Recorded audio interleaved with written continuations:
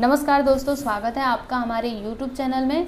तो अब हम शुरू करने जा रहे हैं हिंदी मीडियम कक्षा 6वीं का नागरिक शास्त्र। तो इसमें कुल 5 पार्ट दिए गए हैं। पहला है हमारा सामाजिक जीवन, फिर उसके बाद दूसरा पार्ट है, तीसरा पार्ट है, चौथा है और 5वां है। तो इन सभी को हम बारी बारी करके पढ़ेंगे। अब ये जो आज का वीडियो है इसमें हमको कौन सा पार्ट पढ़ना है? पहला पार्ट पढ़ना है, जिसका नाम क्या है बच्चों? हमारा सामाजिक जीवन। अब इस पार्ट के अंदर आप पढ़ोगे क्या? तो इस पार्ट के अंदर हम पढ़ेंगे कि मनुष्य को समाज की आवश्यकता क्यों अनुभव हुई, क्यों ऐसा लगा कि हमारे पास एक समाज होना चाहिए, हमको सब लोगों को एक साथ रहना चाहिए। ठीक है, फिर मनुष्य में समाजशीलता, और फिर हमको पढ़ना है हमारा विकास। फिर क्या पढ़ना है? समाज से क्या तात्पर्य है। तो बच्चों, अगर मैं आपके 5वीं कक्षा की बात करूं, ठीक है, तो 5वीं की पाठ्य पुस्तक में आपने क्या पढ़ा था कि मनुष्य की उत्क्रांति कैसे हुई। ठीक है, ये तो आप सीख चुके हो। अब ये जो हमारा वर्तमान का ये जो सामाजिक जीवन है, ठीक है, ये क्या है? हजारों वर्षों का परिणाम है। क्यों? क्योंकि आपने 5वीं कक्षा में पढ़ा होगा कि पहले जो मनुष्य होते थे ना, वो क्या करते थे? वो घुमक्कड़ी थे। मतलब उनका कोई ठिकाना नहीं रहता था कि उनको यहीं पे रहना है। जैसे आजकल हमारे पास घर होते हैं, हमको पता है, मतलब इंसान कहीं पे भी रहे लेकिन घूम फिर के वो कहाँ पे आता है? अपने घर पे आता है। लेकिन पहले क्या होता था? ठीक है, जब इंसान कैसा था? घुमक्कड़ी था। तब वो लोग क्या करते थे? दिन भर चलते रहते थे, जहाँ पे मिला खाने के लिए खा लेते थे, फिर रात जहाँ पे होती थी वहीं पे सो जाते थे, फिर सुबह उठ के चलना चालू। समझ में आ रहा है? मतलब उनका कोई ठिकाना नहीं रहता था कि हमको यहीं पे रहना है। तो फिर धीरे धीरे करके क्या हुआ? मनुष्य को ऐसा लगा कि हमें क्या रहना चाहिए? हमें एक साथ मिलकर के रहना चाहिए। ठीक है, फिर धीरे धीरे ऐसे करते करते देखो आज हम यहाँ तक पहुँच गए हैं कि हम सब एक साथ मिलकर के एक सोसाइटी में, एक समाज में रहते हैं। तो ये क्या है बच्चों? हजारों वर्षों का परिणाम है। ठीक है ना। तो अब चलिए इस पाठ को शुरू करते हैं। यहाँ पर देखो, पहला आपको क्या पढ़ना है? मनुष्य को समाज की आवश्यकता क्यों अनुभव हुई।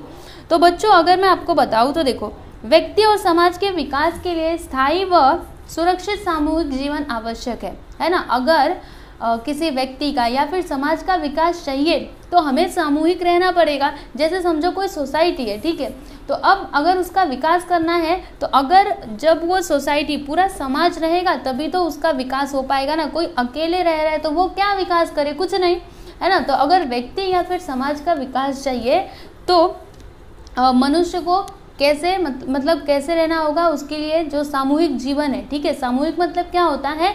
एक साथ रहना, ये बहुत ही आवश्यक है।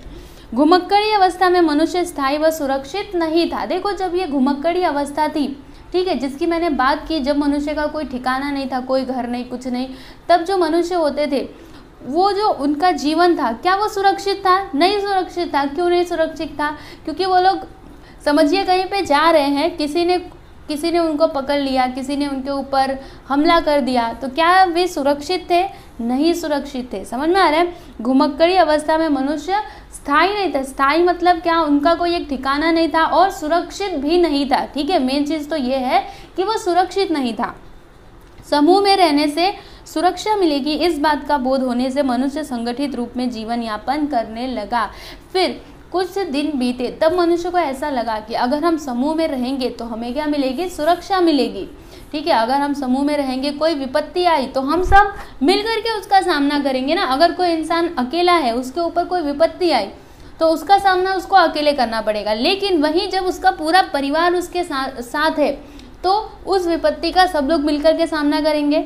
सही बात है कि नहीं? तो ठीक इसी तरह से जब मनुष्य को ऐसा बोध हुआ कि मतलब उसको ये समझ में आया कि अगर हम समूह में रहते हैं तो हमारे ऊपर जो भी खतरे आएंगे, ठीक है, हम सब उनका मिलकर के सामना करेंगे। कोई भी विपत्ति हो उससे हम निपट पाएंगे। कब निपट पाएंगे? जब हम सामूहिक रूप से रहेंगे, तब, जब हम मिलजुल करके एक साथ रहेंगे तब।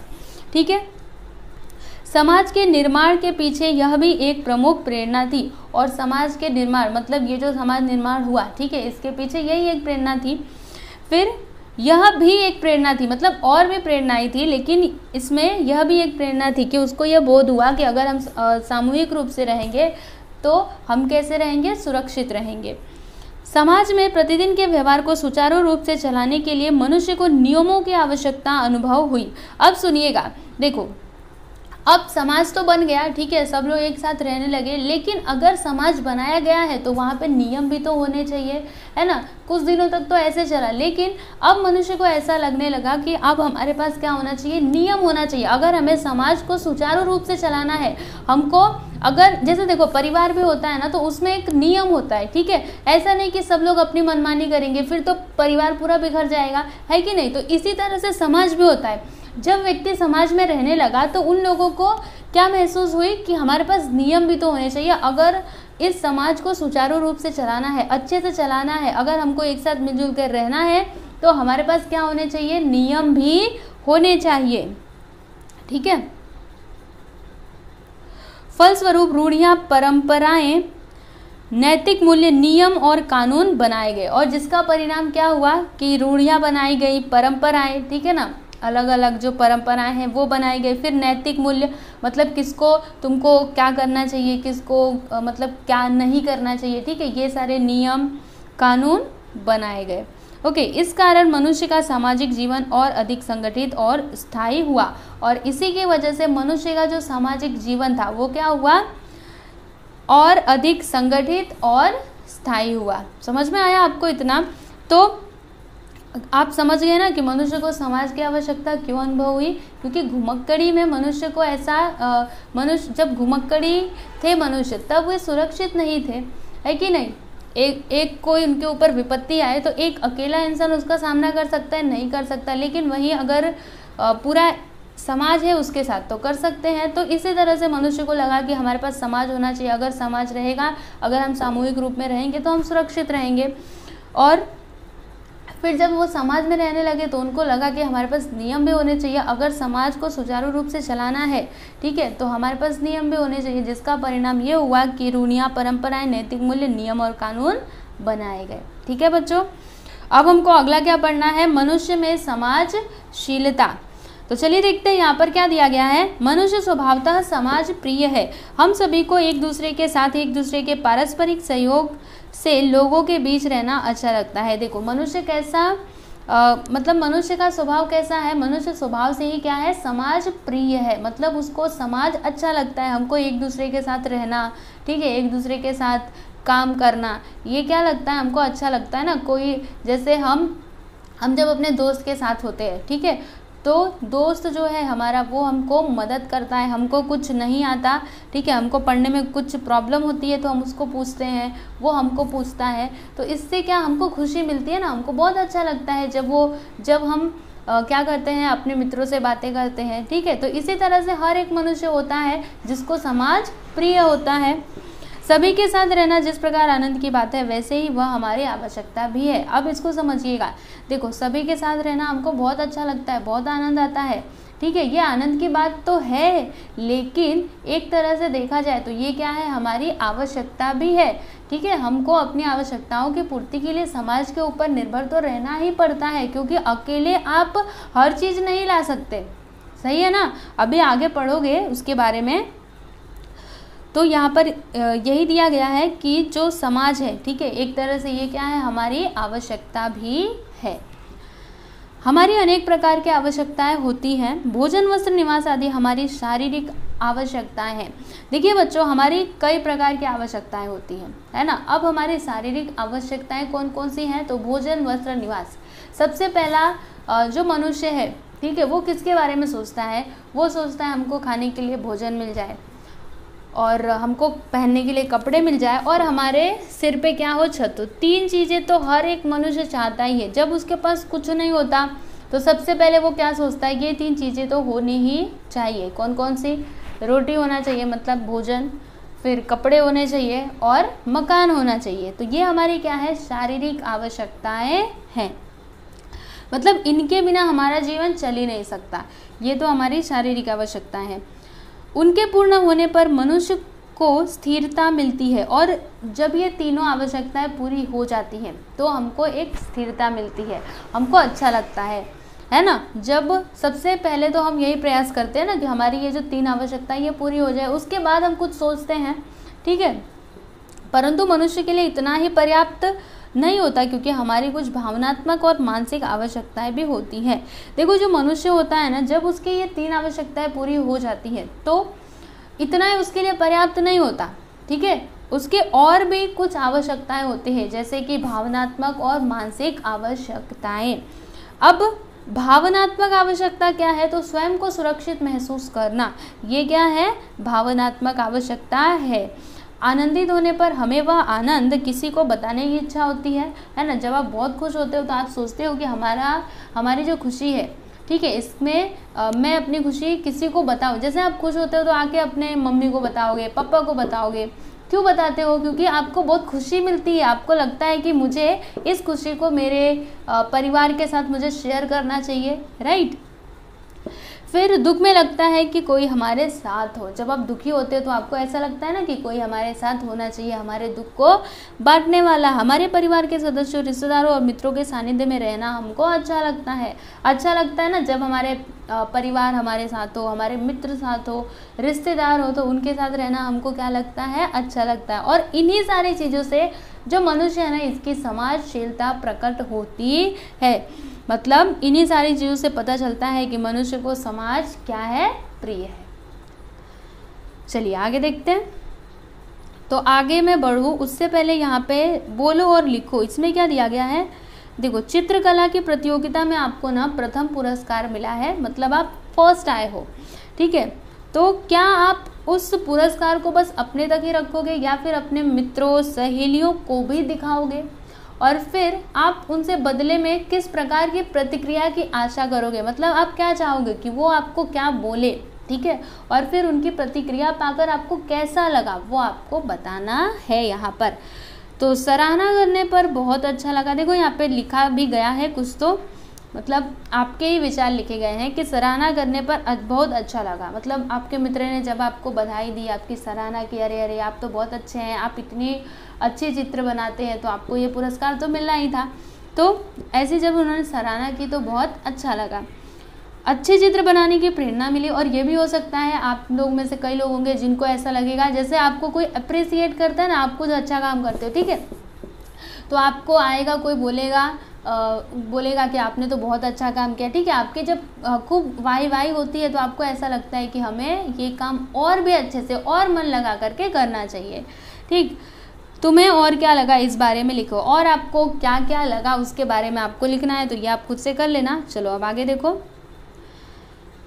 तुम जानते हो कि भोजन, वस्त्र, आवास, शिक्षा और स्वास्थ्य हमारी मूलभूत आवश्यकताएं हैं।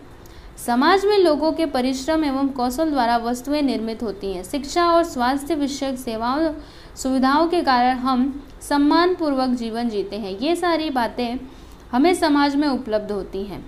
देखो यहाँ पर इसको समझने की कोशिश करो। देखो आपको ये तो पता है कि भोजन, वस्त्र और आवास, भोजन, वस्त्र, आवास, शिक्षा और स्वास्थ्य, ये क्या है, हमारी मूलभूत आवश्यकताएं हैं।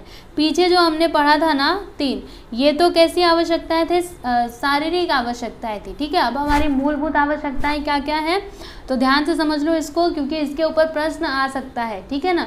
आपसे पूछ देगा कि आप बताओ कि हमारी मनुष्य की मूलभूत आवश्यकताएं कौन सी हैं, तो आप क्या लिखेंगे, आपको लिखना है भोजन, वस्त्र, आवास, शिक्षा और स्वास्थ्य। 5 कितना हुआ, 5 हुआ ना। 5 हमारी क्या है, मूलभूत आवश्यकताएं हैं। याद हुआ कि नहीं, भोजन, वस्त्र, आवास, शिक्षा और स्वास्थ्य, ठीक है। समाज में लोगों के परिश्रम एवं कौशल द्वारा वस्तुएं निर्मित होती हैं। ये आप भी जानते हो कि जो समाज है, ठीक है, यहाँ पे कोई वस्तुएं कैसे निर्मित होती हैं, जब लोग परिश्रम करते हैं, मेहनत करते हैं, ठीक है, अपना कौशल दिखाते हैं, तब तो कुछ निर्माण हो पाता है ना। शिक्षा और स्वास्थ्य विषयक सेवा सुविधाओं के कारण हम सम्मानपूर्वक जीवन जीते हैं। और सुनिएगा, ये जो शिक्षा और स्वास्थ्य विषयक सेवा सुविधाएं हैं, इन्हीं के कारण हम सम्मानपूर्वक जीवन जीते हैं, ठीक है। ये सारी बातें हमें समाज में उपलब्ध होती हैं। और ये जो सारी चीज़ें ऊपर जो मैंने आपको बताई, ठीक है, ये जो हमारी आवश्यकताएं हैं, या फिर हमें शिक्षा या फिर स्वास्थ्य की जो आवश्यकता है, ठीक है, ये सब हमको कहाँ से उपलब्ध होती है, तो समाज में ही उपलब्ध होती है ना। ये क्या हम अपने घर पे डॉक्टर बन के बैठे हैं क्या, मतलब दवा खाना खोल के बैठे क्या? नहीं। अगर हम बीमार हुए तो हमको डॉक्टर के पास तो जाना पड़ेगा। अभी डॉक्टर मतलब क्या, वो तो एक तरह से समाज ही है ना। अब अगर पढ़ने की बात करें तो हमने घर पे थोड़े ना स्कूल खोल के रखा है, अब आपको स्कूल में जाना पड़ेगा, तो ये भी एक तरह से क्या हुआ? समाज हुआ। आपको कपड़े चाहिए तो वो भी आपको बाहर से ही जा कर के लेना पड़ेगा। भोजन चाहिए, ठीक है, तो आप जाओगे खरीदोगे दुकान से तब तो ये सारी चीज़ें आपको कहाँ उपलब्ध होती हैं? समाज में ही तो उपलब्ध होती है ना। समझ में आ रहा है कुछ? विभिन्न उद्योगों व्यवसायों से हमारी आवश्यकताएं पूर्ण होती हैं। जैसे हमें पढ़ाई हेतु पुस्तकों की आवश्यकता होती है, पुस्तकों के लिए कागज की आवश्यकता होती है। इससे कागज निर्माण उद्योग, छापाखाना और पुस्तक सिलना, जिल्द व्यवसाय आदि उद्योगों का विकास होता है। देखिए अब इसको समझिएगा, ये जो विभिन्न उद्योग हैं, ठीक है, विभिन्न उद्योग मतलब बहुत सारे जो इंडस्ट्रीज़ हैं, ठीक है, व्यवसाय हैं, इनसे हमारी आवश्यकताओं की पूर्ति होती है। जैसे कि पढ़ाई करने के लिए आपको क्या चाहिए होता है? पुस्तक चाहिए होता है ना। अभी भी आप पढ़ाई कर रहे हैं तो आपने हाथ में क्या लिया है? पुस्तक ही लिया है ना। अब इन पुस्तकों के लिए किसकी आवश्यकता होती है? कागज के लिए, राइट। इससे क्या होता है? इससे क्या होता है? जो कागज निर्माण उद्योग है, छापाखाना और पुस्तक सिलना, जिल्द व्यवसाय आदि उद्योगों का विकास होता है। समझिएगा इसको। देखो आपको पढ़ने के लिए किसकी ज़रूरत पड़ती है? पुस्तकों की ज़रूरत पड़ती है। अब इससे क्या होगा? जब आप पुस्तक खरीदोगे, ठीक है, तो क्या होगा? जो पुस्तक उद्योग है, मतलब जो ये बनाते हैं, जहाँ पे कागज बनाया जाता है, फिर पुस्तक को, क्योंकि वो तो कागज रहता है, फिर उसकी छपाई करना और उसके बाद उसको सिलना, तो ये जो सभी व्यवसाय हैं उनका भी विकास होता है। समझ में आ रहा है आपको? तो यहाँ पर यही दिया गया है। अनेक लोगों का इसमें योगदान रहता है ना। ये पुस्तक आपके हाथ में जो है ये ऐसे ही नहीं आ गई, इसमें बहुत लोगों ने अपना अपना योगदान दिया है। सबसे पहले तो कागज बना, फिर उसके बाद उस पर छपाई हुई, फिर वो कहीं और गया सिलाई करने के लिए, ठीक है। तो इस तरह से समाज के विभिन्न व्यवसाय द्वारा हमारी आवश्यकताएं पूर्ण होती हैं। देखो ये जो समाज के अलग अलग व्यवसाय हैं, इनसे क्या होती है? हमारी आवश्यकताएं पूर्ण होती हैं। हमारी जो भी ज़रूरतें हैं, ये सारी चीज़ें, ये जो सभी व्यवसाय हैं, ये क्या करते हैं? हमारी ज़रूरतों को पूरा करते हैं। इसके द्वारा हमारी क्षमताओं और कौशलों का विकास होता है। और इसके द्वारा क्या होता है बच्चों? हमारे क्षमताओं और कौशलों का विकास होता है। अब ये कैसे होता है? तो देखो जैसे पुस्तक की ही मैं बात करूँ तो अगर पुस्तक ज़्यादा लोग खरीदने लगे, ठीक है, मतलब ज़्यादा आपको ज़रूरत पड़ी पढ़ाई करने के लिए पुस्तकों की, तो क्या होगा? वो जो पुस्तक निर्माण करने वाला उद्योग है, ठीक है, उसका विकास होगा। अब अगर आप ज़्यादा तेज़ी से उसकी मांग कर रहे हो तो उसकी क्षमता बढ़ेगी कि नहीं? समझ में आ रहा है? तो इस तरह से यहाँ पर दिया गया है।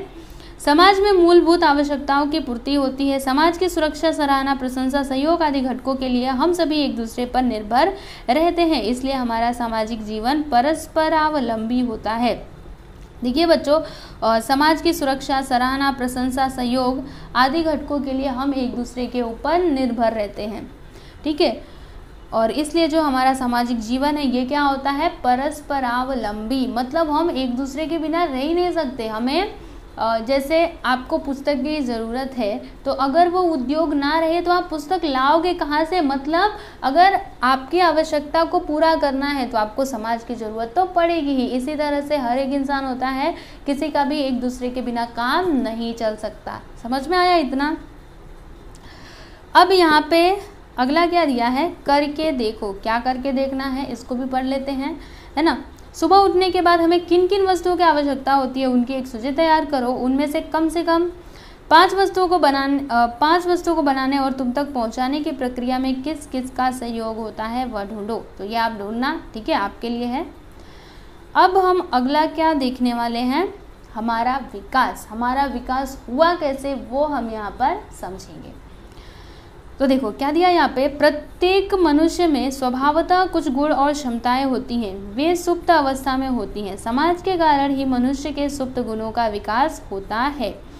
एक दूसरे से बोलने के लिए हम भाषा का सहारा लेते हैं, परंतु वह भाषा हमें जन्म से ज्ञान नहीं होती। अच्छा, इतने का मतलब सबसे पहले आप समझो। देखो जो मनुष्य होता है स्वभावतः अगर देखा जाए तो मनुष्य में, हर एक मनुष्य में कुछ ना कुछ गुण होते हैं, कुछ ना कुछ क्षमताएं होती हैं, राइट। लेकिन वो सुप्त अवस्था में होती हैं, मतलब उसके अंदर वो गुण तो होता है लेकिन उसको खुद को ही नहीं पता होता कि मेरे अंदर ये क्वालिटी है, मेरे अंदर ये गुण है, मैं ऐसा कर सकता हूँ। अब उनका विकास कैसे होता है, जैसे कोई सिंगर है, गाने वाला है, ठीक है, तो उसको खुद को भी नहीं पता कि मैं अच्छा गा सकता हूँ।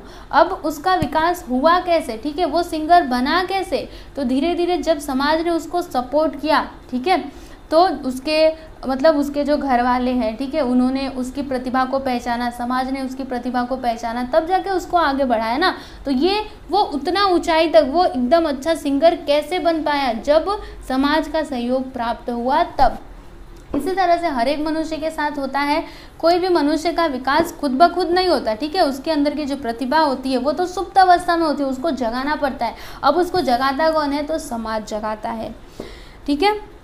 देखो, एक दूसरे से बात करने के लिए हम किसका यूज़ करते हैं, भाषा का सहारा लेते हैं, परंतु वह भाषा हमको जन्म से ज्ञान नहीं होती है ना। अभी मैं आपसे बातें जो कर रही हूँ, जिस भाषा में कर रही हूँ, क्या जब मैं पैदा हुई थी तो मुझे ये भाषा आती थी, नहीं आती थी। ये मैंने कहाँ पर सीखा, इसी समाज में सीखा। जब मैंने जन्म लिया उसके बाद मैंने सीखा। आप लोगों भी जो भी भाषा आज बोल रहे हो, ठीक है, हिंदी बोलते हो, इंग्लिश बोलते हो, मराठी बोलते हो, तो ये सारी भाषाएं आपने कहाँ पर सीखी, जन्म से सीख करके आए थे? नहीं, इसी समाज में रह करके सीखा है ना। घर पे तो आप अपनी मातृभाषा सीखते हो, जो घर पे बोला जाता है वो भाषा सीख लेते हो। अब बात करेंगे हिंदी की या फिर इंग्लिश की, तो ये आप कहाँ पर सीखते हो, जब स्कूल में जाते हो तब जाके सीखते हो, है ना। तो इस तरह से होता है। फिर उस भाषा को हम धीरे धीरे सीखते हैं। यदि हमारे, हाँ देखो यहाँ पर क्या दिया गया है, मैंने आपको बोला ना कि हम ये जो अलग अलग भाषाएं बोल लेते हैं, कोई बच्चा मराठी बोल लेता है तो वो मराठी क्यों बोल पाता है, क्योंकि उसके घर पे मराठी बोला जाता हो। और अगर उसके घर पे मराठी नहीं बोला जाता होगा, वो किसी और कास्ट का होगा, कहीं और का होगा, ठीक है, तो वो मराठी सीखेगा कैसे, उसके आसपास के जो पड़ोसी है, ठीक है, अगर वो मराठी बोलते होंगे तब वो मराठी सीख जाएगा। तो जो हमारे पड़ोसी होते हैं वो भी क्या है, एक तरह से हमारे लिए समाज ही है, ठीक है। तो इनसे हम क्या करते हैं, इनसे हम अलग अलग तरह की भाषाएं सीख जाते हैं, है ना। आपने देखा होगा वो जो बच्चा होता है ना, कोई बच्चे को आपने देखा होगा, उसका मतलब उसकी जो मातृभाषा है, ठीक है, जो उसका मदर टंग है वो कुछ और होता है, लेकिन फिर भी वो दूसरी भाषा बोलना जानता है। कैसे जानता है, अगर आप उससे पूछोगे ना कि तुमने ये कहाँ से सीखा, ये तो स्कूल में भी कोई नहीं बोलता, तुम्हारे घर की भी ये भाषा नहीं है, तो कहाँ से सीखा, तो वो आपको बोलेगा कि नहीं, हमारे पड़ोसी ऐसा बोलते हैं, हमारे आसपास रहने वाले लोग इस भाषा को बोलते हैं, इसलिए मैंने भी सीख लिया। तो ये सब उनको कहाँ से मिला, ये अलग अलग भाषाएं हमने कहाँ से सीखी, समाज से ही सीखी ना। अब आगे देखो, हमारे पास स्वतंत्र विचार करने की भी क्षमता होती है। जैसे विद्यालय में सभी विद्यार्थियों को एक ही विषय पर निबंध लिखने के लिए दिया जाता है, परंतु कोई भी दो निबंध एक जैसे नहीं होते। क्यों नहीं होते, क्योंकि सबके विचार अलग अलग होते हैं। समाज के कारण ही हमारी भावनात्मक क्षमता और विचार शक्ति में वृद्धि होती है।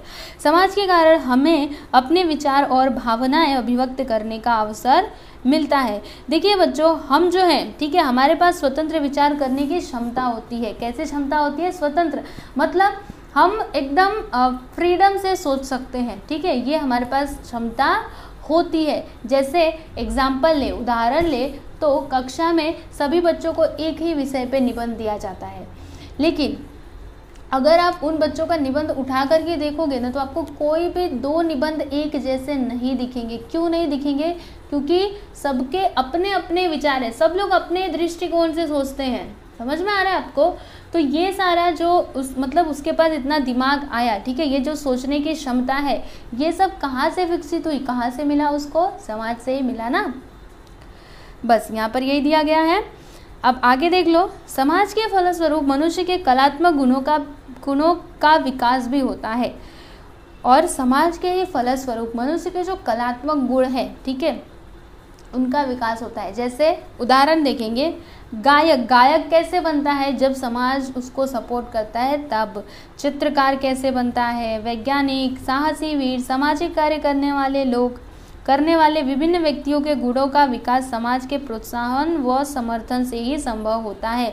जब समाज इनको सपोर्ट करते हैं, इनको प्रोत्साहन देते हैं, तब जाके इनका विकास हो पाता है। अगर समझो कोई कुछ अच्छा काम करने निकला, ठीक है, मतलब समझो कोई चित्रकार है, ठीक है, अब उसकी जो कला है उसका विकास कैसे होगा, जब समाज उसको प्रोत्साहन देगा, अरे अरे आपने तो बहुत अच्छा चित्र बनाया, ठीक है, आप बहुत अच्छा चित्रकार हो, तब जाके वो चित्रकार बनेगा ना। समझ में आ रहा है? अगर कोई इसको सपोर्ट ही नहीं मिला तो वो कहाँ से वो चित्रकार बन पाएगा। इसी तरह से जो मनुष्य के अंदर कलात्मक गुण होते हैं उनका विकास समाज के द्वारा ही होता है।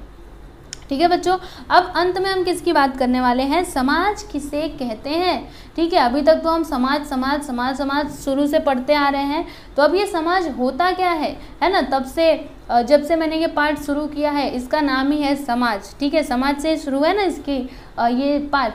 तो समाज होता क्या है पहले तो आप उसको समझिए। देखो क्या दिया गया है कि समाज में स्त्री पुरुष वयस्क वृद्ध छोटे लड़के लड़कियां सभी का समावेश होता है। समाज में स्त्री पुरुष फिर वयस्क वयस्क, ठीक है, वृद्ध छोटे लड़के लड़कियां, इन सभी का क्या होता है, समावेश होता है। हमारे परिवार हमारे समाज के क्या हैं, घटक है। जो हमारे परिवार होते हैं ये समाज के घटक हैं, एक अंग होते हैं।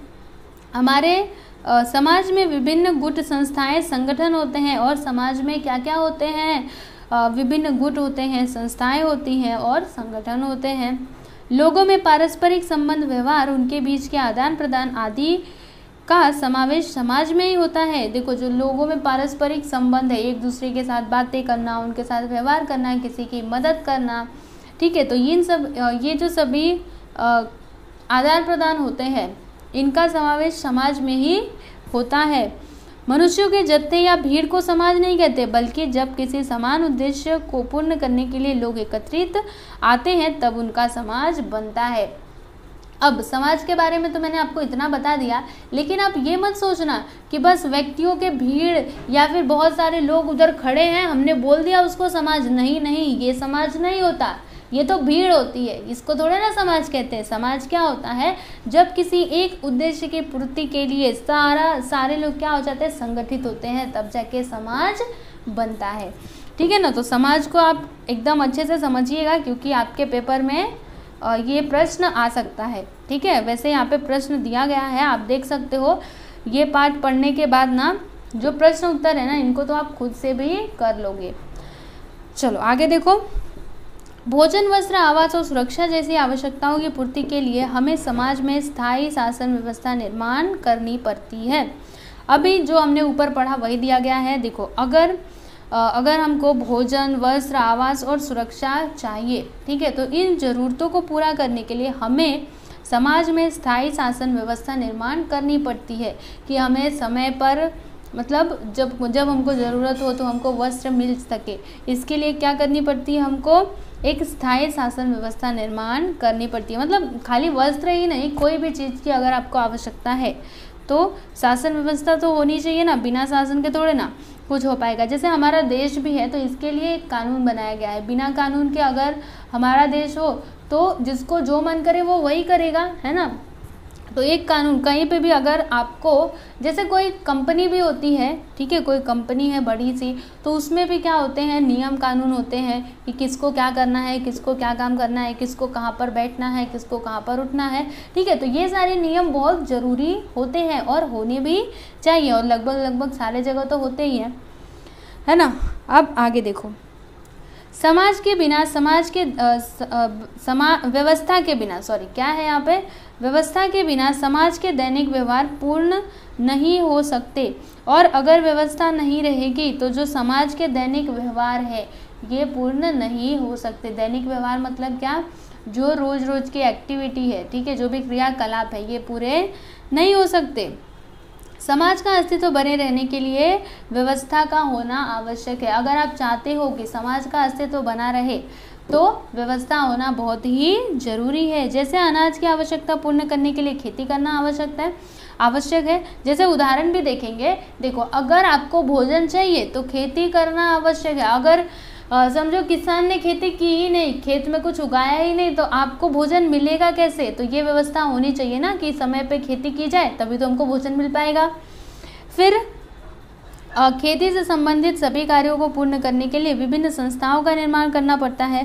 खेती के औजार बनाने के कारखाने, किसानों को ऋण देने के लिए बैंक, उत्पादित माल बेचने के लिए उपज मंडी जैसी व्यापक व्यवस्था निर्माण करना पड़ता है। अब सुनिएगा, मैंने तो बोल दिया कि क्या अगर आपको भोजन चाहिए, ठीक है, तो वो खेती तो करना आवश्यक है, लेकिन खेती में भी तो अलग अलग चीज़ों की ज़रूरत होती है। ऐसा थोड़े ना खेती हो जाएगी, उसको जोतना पड़ता है, फिर उसमें बीज डालने पड़ते हैं, फिर उसको जो उसमें घास उग के आते हैं उनको काटना पड़ता है। तो ये सब करेंगे किससे?